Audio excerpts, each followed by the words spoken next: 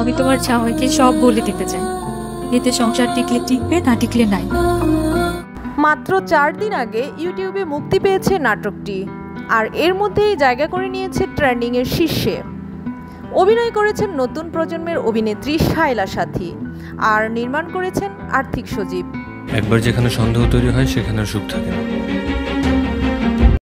নাটকটির নামেই আছে এক ধরনের মাটির গ্রান, যেন বাংলার চিরায়ত কোনো পল্লী থেকে উঠে আসা গল্প।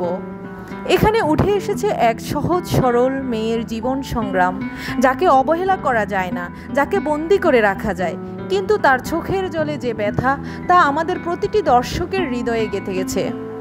এই মাটির মেয়েটি যেন আমাদের প্রত্যেকের পরিচিত কেউ, হয়তো ছোটবেলার বান্ধবী, হয়তো পাশের বাড়ির সে মেয়েটি যার হাসির পেছনে লুকিয়ে থাকে অনেক কান্না।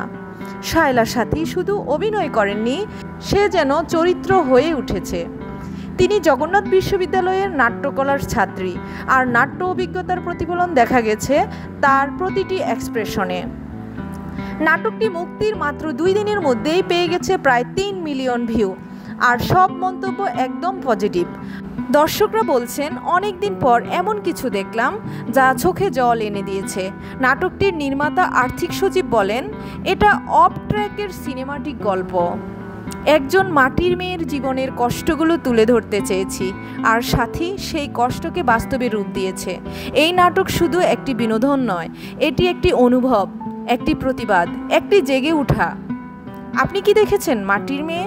দেখে থাকলে কমেন্টে লিখে জানান কোন দৃশ্যটা আপনার সবচেয়ে বেশি নাড়া দিয়েছে। আর যদি এখনও না দেখে থাকেন তাহলে দেরি না করে ইউটিউবে সার্চ করুন মাটির মেয়ে, প্রিয়ন্তী চ্যানেল।